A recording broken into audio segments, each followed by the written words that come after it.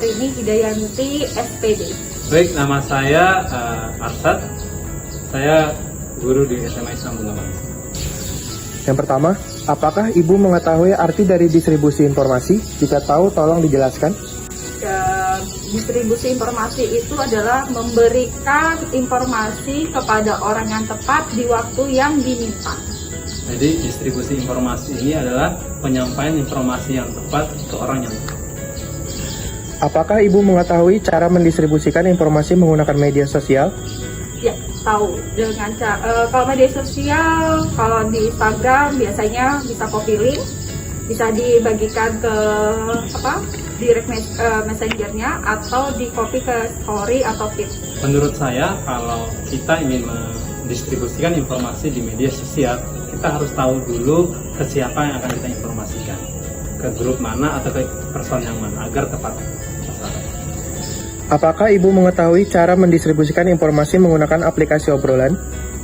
Ya, tahu. Biasanya menggunakan sistem forward atau share dibagikan ke aplikasi yang lain. Untuk aplikasi obrolan, menurut saya kita hanya menyampaikan informasi-informasi yang tepat. Namun sampai hari ini saya pribadi jarang sekali menggunakan aplikasi obrolan. Apakah Ibu mengetahui cara mendistribusikan informasi berupa gambar di media sosial? Ya, tahu. Biasanya kalau nggak copy link, kita juga bisa ada tombol share yang kita bisa bagikan. Kalau ditanya tahu, ya tahu. Namun jika ditanya secara pribadi, maka saya akan menjawab jarang sekali saya mendistribusikan informasi gambar di media sosial, kecuali ada kepentingan tertentu. Apakah Ibu mengetahui cara mendistribusikan informasi berupa gambar di aplikasi percakapan? Ya, tahu. Biasanya menggunakan forward, tapi kalau di gambarnya ada teks, biasanya kita gunakan tombol share supaya teksnya bisa juga tersampaikan untuk ke pihak yang lain. Ya, saya tahu. Caranya ya, kalau saya di WhatsApp, saya langsung mengupload dari draft yang saya miliki, atau saya kirim ke orang tertentu yang saya butuh. Apakah Ibu memahami etika dalam mendistribusikan informasi? Ya, paham. Biasanya etikanya adalah memilih waktu yang tepat. Waktunya itu harus sesuai ya.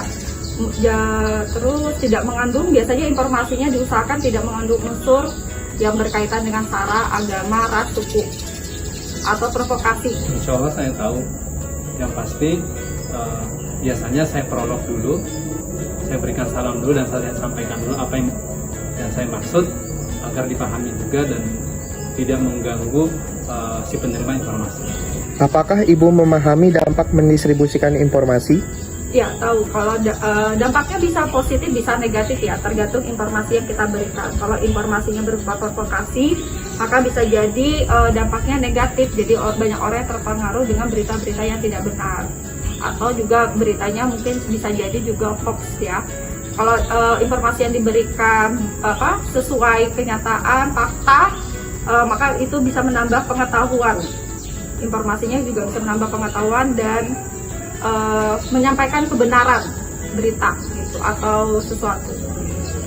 Ya, saya paham cara mendistribusikan informasi. Nah, tahap awal sebaiknya kita mengetahui dulu informasi tersebut positif atau negatif. Nah, jika informasi tersebut positif, maka silakan kita distribusikan kepada halayak umum. Jika negatif, maka cukuplah kita sendiri yang tahu. Apakah Ibu melakukan pembacaan detail pesan sebelum mendistribusikannya? Iya, jelas. Dibaca terlebih dahulu, disesuaikan ketika kita ingin memberikan ke orang lain. Biasanya kita sesuaikan dulu dengan pihak apa atau siapa yang akan kita kirimkan kembali informasi tersebut.